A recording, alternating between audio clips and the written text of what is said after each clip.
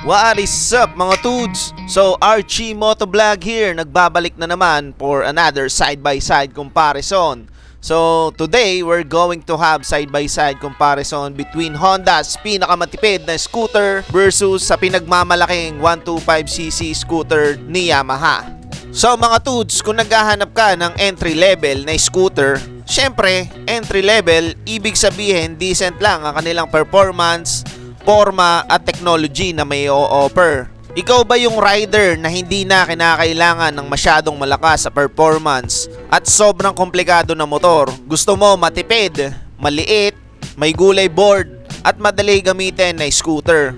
Eto mga tudes yung may sasuggest ko na dalawang unit para sa inyo. Eto ding mga unit na ito ang naisip kong magandang pagtapatin dahil kahit na 125cc versus 110cc parehas lang naman sila ng may offer na features at riding comfort. Tara, samahan nyo kong alamin ang mga advantages, features at price point na or mga selling point ng bawat isang motor na ito. So, let's go mga tudes! So, ayan mga tudes, simulan muna natin sa kanilang price point mga tudes. So, syempre, 125cc si Yamaha Mio Gear, syempre 79,400 doon sa kanyang standard version. Sa S version naman ay mabibili nyo siya sa halagang 84,400 mga tudes. Sa Honda Beat naman, syempre 72,500 sa Playful type at 74,500 naman sa Premium type mga tudes. So iisa-isahin din natin kung ano ba yung pinagkaiba nung mga version na yan. So mga tudes, dito muna tayo sa Yamaha Mio Gear S. So syempre ang pinagkaiba niya doon kumpara sa isang variant pa niya bukod sa kulay mga tudes, ang Yamaha Mio Gear S ay merong remote or may answer back. Tapos equipped na din siya ng idling stop system mga tudes. So pagdating naman sa Honda Beat FI, wala naman halos na pinagkaiba kundi kulay lang talaga. Typical, kulay lang talaga.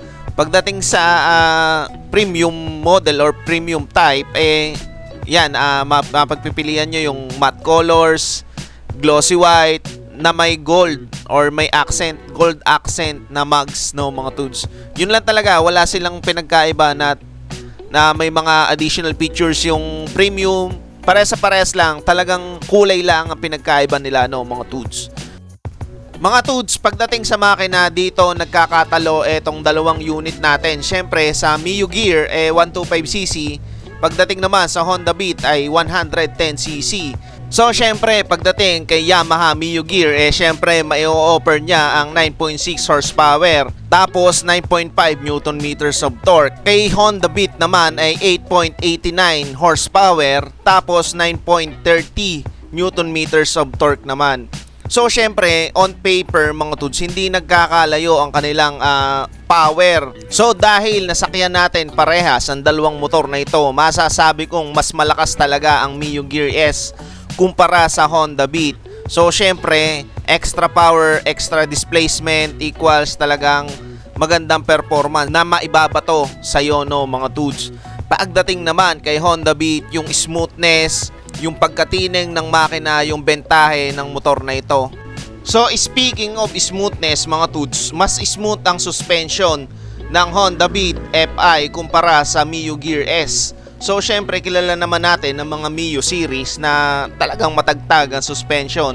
And then nasubukan ko and then nagkameron din talaga ako ng motor na Honda Beat, yung Honda Beat version 3. Kaya alam na alam ko ang bentahe ng suspension ng motor na ito.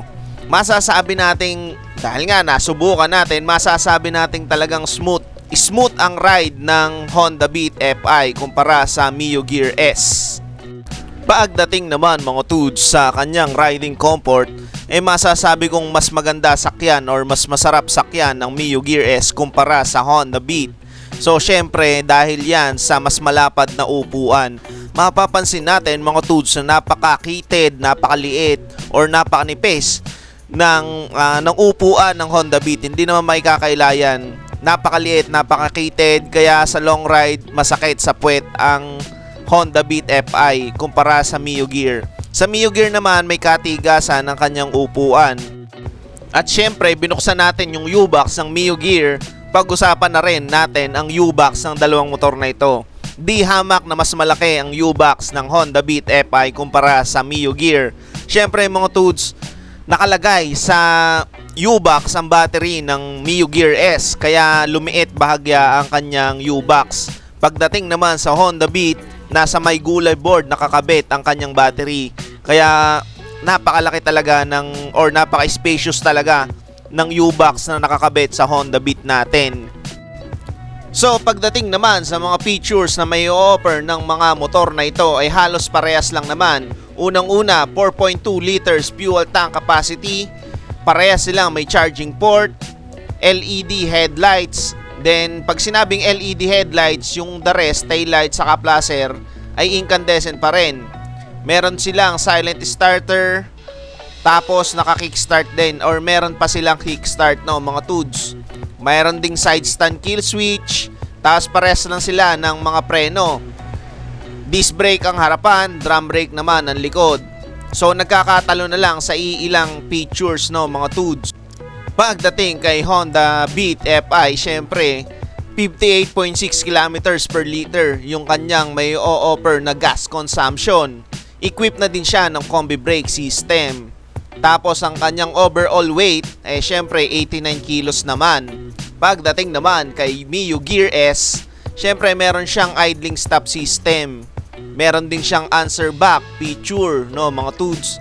Tapos ang kanyang kilos naman all in all ay 95 kilos mga Tudes. So sa totoong buhay mga Tudes, napakalaking bagay ng Honda Beat kasi napakatipid sa gasolina. Ginagamit ito pang hanap buhay, unang-una pang MC taxi, pang deliver, pang pasok sa school, napakalaking bagay. Nung ako ay gumagamit ng Honda Beat, syempre napakatipid sa gasolina. Ang isang full tank mo ay kayang umabot ng 1 linggong gamitan no mga Tudes. Literal.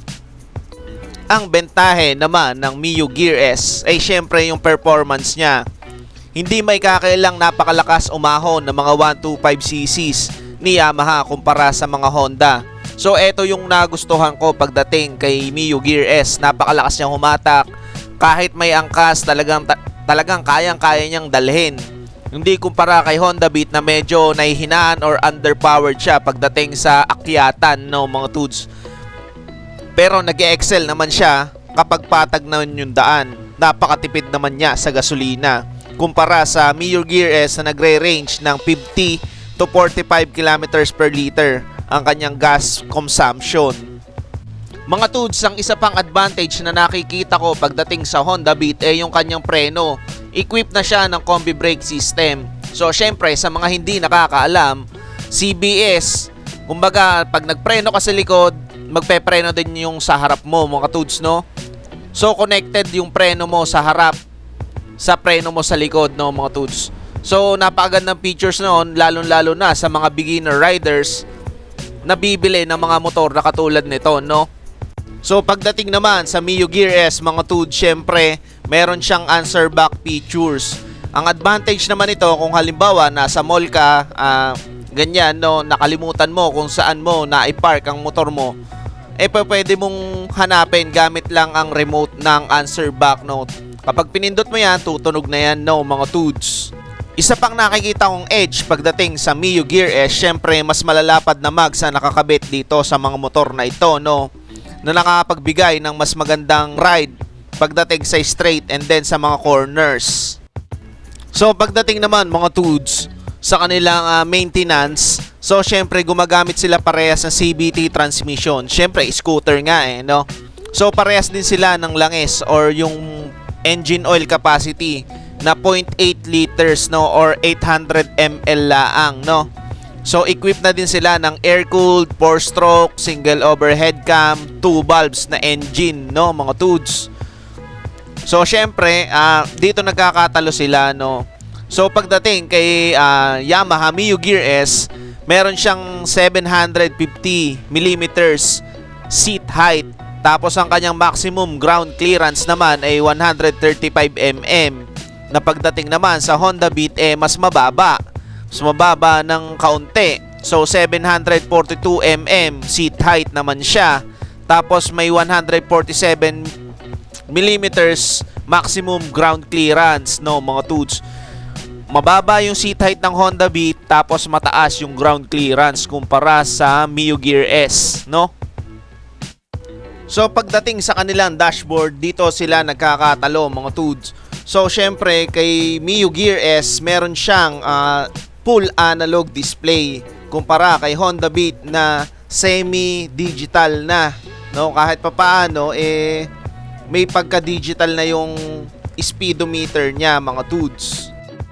So mga tudes, pagdating naman sa pormahan ng dalawang motor na ito, subjective naman yan. So depende sa taong tumitingin kung alin ang mas maporma. So merong mga taong mas pipiliin ng Honda Beat, syempre dahil tulisan ang mga bodyworks na ipinapakita ng motor na ito. Pagdating naman kay Mio Gear, syempre mga bilugan naman yung ipinapakita na bodyworks na ito. So sa akin, maporma din ang Honda Beat, maliit, bagaan, tapos sporty looking kumbaga, no? Kumpara sa Mio Gear S na kapag kasakay ka nito napaka-unique mo naman tingnan kung babae ka man o lalaki. Kasi syempre napaka-sexy ng datingan ng mga curves, no? Kumpara sa Honda Beat naman na more on sporty. Kung gusto mo sporty looking, go for Honda Beat. Kung gusto mo naman maiba or maging unique sa daan, go for Mio Gear S, mga tudes. Bagay na bagay din ang dalawang motor na ito. Kung alin man sa dalawang motor na ito ang mapili nyo mga tudes, bagay na bagay din ito sa ating mga lady riders, no? Kasi yun nga, maliit, magaan, and napaka-delay gamitin ng both na motor na ito, no? So what's the best choice mga tudes? If you want the absolute best fuel savings and the bike that's easy to handle for beginners, go for the Honda Beat. If you need more power for passenger, rug styling, and modern tech like answer back features, the Mio Gear S is worth the extra price. Both are amazing scooters for under 85,000 depending on the variant mga tudes. What do you think? Are you team Honda Beat or team Yamaha Mio Gear? Drop your comments below. Don't forget to like and subscribe for more ride videos like this. Ride safe always mga tudes. But if I lay down